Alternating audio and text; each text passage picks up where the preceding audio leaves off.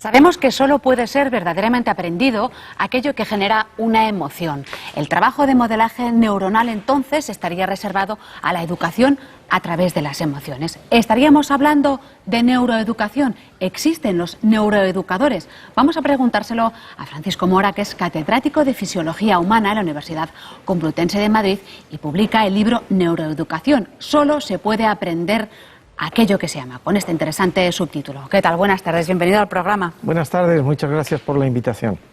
Profesor Mora, para que nos entendamos todos un poco, neuroeducación, ¿qué significa exactamente? Pues significa algo relativamente simple, y es sacar ventaja de cómo funciona el cerebro para aplicarlo al aprendizaje, a la enseñanza. Porque al fin y a la postre, aprender y memorizar, e incluso, como es lógico, el interaccionar en el mundo, depende enteramente de nuestro cerebro. ¿Serviría también para detectar déficits en los niños o dificultades de aprendizaje, tanto por activa como por pasiva? Sin duda. Y lo extraordinario, me refiero a la nueva perspectiva, no solo es detectarlos, porque eso es así, sino entender que lo podemos detectar muy temprano. Con lo cual se puede hacer lo que ahora se llama intervenciones tempranas. Es decir, la capacidad de, ante un cerebro que se modifica constantemente, quiere decir los 2, los 3 años, poder intervenir psicológicamente a la hora de cambiarlo sin fármacos, a la hora de poder tratar esa hiperactividad o hipermotilidad que tienen estos niños con un defecto en la atención, o incluso en casos de autismo, dislexia, acalculias, en donde se puede, insisto, y eso es muy importante con esta nueva perspectiva, intervenir sin fármacos y modificarlo. Hoy estamos al comienzo de eso. ¿Y esa intervención en qué consiste exactamente? Pues, consiste fundamentalmente en aplicar tests o pruebas psicológicas que hacen a su vez que modifique el cerebro del niño en la dirección que queremos. Un ejemplo, el de la hipermotilidad de este niño, que los padres, los maestros saben que salta de pupitre en pupitre, o si no es tan evidente, pues sí que molesta a los demás, no focaliza y por tanto no aprende bien, aun cuando no es un deficiente. Quiero decir que lo que tiene un déficit es en el foco y el tiempo que se requiere de atención. Eso no se lo permite. Pues bien, con estos niños, cuando eso se detecta muy temprano, 3, 4 años, se ha podido ver que si se aplica algún test, como por ejemplo, el ponerle un vídeo al niño, y esto se ha aplicado, por ejemplo, en semana, semana y media, nada más. Se pone un vídeo en donde hay un patito que va a cruzar un lago, y al final sabemos que un gatito que el niño puede controlar con el ratón, le decimos, llévatelo al punto donde el patito va a terminar, que se lo va a comer. Eso le crea una curiosidad, le excita emocionalmente, participa, focaliza y lo hace. Cuando eso se repite junto con otros tests, pues nos damos cuenta que al cabo de muy poco tiempo la capacidad atencional del niño cambia. Y en esa línea es en las que se quiere meter, digámoslo así, por lo menos la detección en neuroeducación para llevarlo al especialista correspondiente. Claro. Entonces, ¿qué pasa cuando no se detecta o cuando eso ocurre tarde? ¿Qué pasa con esa primera infancia? ¿Es posible recuperar esas capacidades? Depende de la edad que estemos hablando, porque la realidad es que cuando hablamos de un niño de 6, 7 años, para algunos síndromes es tarde. Tarde desde esta perspectiva de lo que hemos llamado la intervención temprana. Porque hay casi todo de lo que hemos hablado ya se puede detectar en un niño de 3, 4 años. Se puede detectar. Y si se puede detectar, se puede intervenir. Y si se puede intervenir, evidentemente, representa un beneficio enorme para el niño. Porque eso, el primer guardia, que podemos decir está delante, es el maestro. Lo que queremos con la neuroeducación sería crear, si lo podemos decir así, maestros especializados. Maestros con conocimientos que permitan que el propio maestro diga, no parece que este niño preste la atención correspondiente, se lo comunique al neuroeducador y él sea el que haga el intermedio para poder dar el siguiente paso al verdadero especialista médico. ¿Y qué hace que algunos educadores sean capaces de abrir la mente de los niños y a otros les cueste tanto, aunque tengan mucha experiencia? Sin duda la emoción. La emoción es el ingrediente fundamental para poder enseñar. Y es el ingrediente fundamental por el que el niño aprende. Delante de un niño, lo que hay que evocar es la curiosidad, pero no de un niño, de mí, que soy bastante mayor, de usted, que es muy joven, o de cualquiera que nos esté escuchando aquí. ¿Qué es la curiosidad? Aquello que sobresale, aquello que está y es diferente a lo que vemos que es monótono. Entonces despierta mi interés. Con ese despertar está la emoción que me hace en mi cerebro que se abra unas ventanas que son las de la atención. Con la atención y esas ventanas abiertas, la maquinaria del conocimiento se pone en marcha y entonces aprendo y memorizo. No intente usted nunca decirle a un niño: aprende y haz el favor de prestar atención, que no me estás prestando atención. Eso no sirve para nada. Ya no sirve. No sirve. Ya no sirve. No sirve, porque eso no tiene significado. Sin embargo, cuando yo le estoy hablando a un niño y de pronto saco un cartel de una jirafa por detrás de mí, el niño va a decir: ¡ey, qué interesante es eso! Y practica la atención. ¿Qué es lo que queremos con neuroeducación? Que la palabra del maestro sea como la jirafa que le acabo de decir. Que excite, que provoque el estímulo de las áreas de nuestro cerebro, los circuitos neuronales que codifican para la curiosidad. Cuando aprendamos eso, cambiaremos en profundidad lo que significa aprender, memorizar y enseñar. Claro, entonces, si decimos, como decíamos al principio, que si podría la neurociencia ayudar a que se aprenda aquello que verdaderamente se ama, ¿qué ocurre con asignaturas como, por ejemplo, las matemáticas? A los que les cuesta mucho y directamente odian las matemáticas. Admitiendo el amplio espectro de lo que podemos hacer los talentos o las capacidades para las matemáticas, que es infinito, pues tenemos que admitir que las matemáticas, igual que la filosofía o que la lengua, se pueden aprender si se vehiculiza con emoción. Mire usted, no hay razón sin emoción.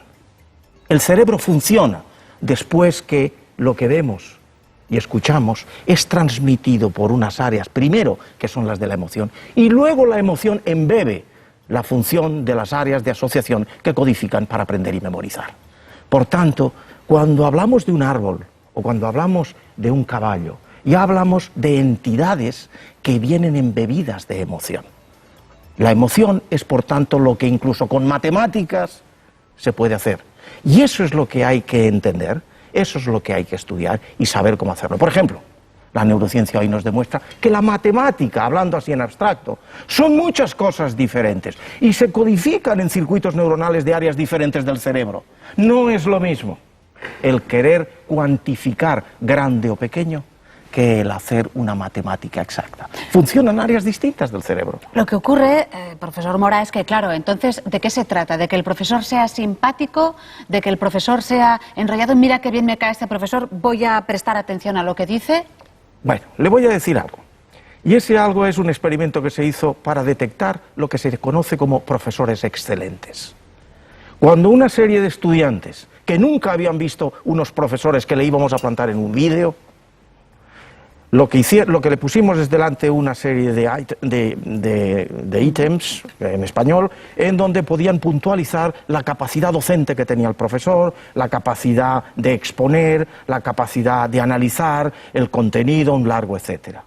Tardaron minutos en llegar a las mismas conclusiones que los alumnos que habían estado ya 6 meses con ese profesor. Es decir, el alumno o quien escucha ya tiene la capacidad de detectar el componente fundamentalmente emocional con el que se expresa el profesor. No es que haga el payaso delante del estudiante, no. Es una infinidad de ingredientes que, si me permite usted la propaganda, están en el libro. Sí, claro. En donde son muchos los que hacen a un profesor excelente, porque lo que hace es poner énfasis en los puntos importantes, silencios entre ellos para que esté el tiempo en que digiere el estudiante el punto importante, y así sucesivamente. Pero sobre todo, como decía un estudiante, es que este tío, algo que a mí me parecería aburrido, es que lo hace interesante. ¿Qué hay ahí? Tenemos que estudiar el libro. Para más información, pues bueno, ahora que le tenemos aquí a usted, para valorar cómo se aprende hoy en día, ¿no? Antes, alguien que nos esté viendo puede decir, es que claro, antes no se pintaban las cosas así, es que ahora los chicos han cambiado mucho, el niño de hoy vive en contextos con menos estímulos, quizá menos estímulos sensoriales que los niños de antes. ¿Tiene más difícil el aprender?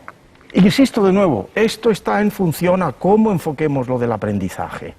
Yo lo que sí digo, y no quisiera que se quedara en el tintero antes de salir de esta entrevista, es que quien me escucha, sobre todo maestros, entendieran la enorme responsabilidad que tienen cuando tienen un niño de 3, 4, 5, 6 años delante de él.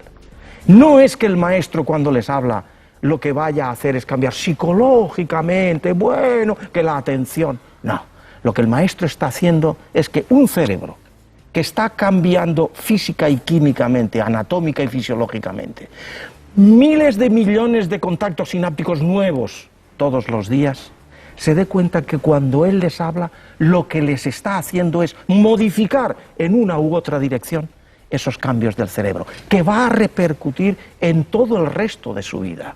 Cuando el maestro tome esa conciencia de saber esa enorme responsabilidad que tiene, ya se mentaliza hacia cómo va a dirigirse el próximo día a los estudiantes. Usted antes hablaba de esa prueba que hizo con estudiantes que en pocos minutos sabían si ese profesor les gustaba o no les gustaba o podían aprender con él. ¿Qué ocurre? No sé qué edad tenían esos chicos, pero ¿qué ocurre cuando se produce? Universitarios. Universitarios, de acuerdo. Entonces, ¿qué es lo que ocurre cuando se produce el apagón emocional en la adolescencia? Ahí tenemos un problema grave. Ahí tenemos un problema grave. Y un problema grave que incide en este país de una manera contundente en lo que sabemos la ausencia y la marcha de los estudios por los estudiantes. Porque está todo mal enfocado. Lo está todo. Y nos sirve de bien poco la ley nueva que nos van a poner. De bien poco, porque no vamos a las raíces, a lo que realmente es el cerebro y cómo ocurre. La adolescencia es un periodo tremendo. La gente no sabe que cambia el cerebro con esa invasión hormonal de la pubertad, en un cambio, no solo de los contactos sinápticos, sino que mueren neuronas en el cerebro de estos chicos. En el intento. No, de hecho es así, quiero decir, es una transformación que no sabemos aprovecharla y por eso tienen esa dispersión del foco atencional. Eso está en función a que no le damos en la adolescencia el alimento que estos niños requieren. En definitiva, no sé ya al final cuando me entusiasmo yo a mí mismo. Nada, estamos en la recta final, le preguntaríamos muchísimas cosas, pero otro tema curioso es qué relación tiene la luz, según usted, en el aprendizaje. Pues mire usted, hay un capítulo nuevo dentro de lo que es la neurociencia, que es la neuroarquitectura. Y la neuroarquitectura es darnos cuenta la influencia que tiene el ambiente en donde te mueves con respecto a tu propio proceso mental. Y en los niños creemos que es fundamental. Las paredes, cómo están construidas, el frío o el calor que haga, los tiempos circadianos en los que te mueves, la luz y su enfoque es trascendente a la hora de hacerte grato o ingrato una lectura. ¿Y eso lo escoge cada uno? ¿O? No, eso es lo que tendría que ser institucional. Es decir, después que estudiemos en qué manera los neuroarquitectos, y esta es una disciplina que nació en San Diego hace no más en el 2004, hace muy poquito, es darnos cuenta de la enorme influencia de todo lo que nos rodea a la hora de cómo nos expresamos y fundamentalmente cómo aprendemos y memorizamos. Pues bueno, estamos en la recta final. No sé si quiere añadir alguna otra consideración sobre esta neuroeducación. No, solamente agradecerles esta oportunidad. Ustedes, los medios, cuando hablaba de los maestros, son tan responsables como ellos a la hora de hacer cultura de un país. Este país no tiene cultura, por ejemplo, de la ciencia. Aprendemos mucho a conducir coches, y a las raquetas y todo lo que usted quiera, pero cultura de la ciencia no existe. Ustedes, y hay que agradecerles por estos momentos, que empleen un tiempo en que eso sea verdad algún día en este país que es España. Pues profesor Francisco Mora, muchísimas gracias por estar aquí, aunque sea solo un ratito con nosotros. Muy amable, gracias.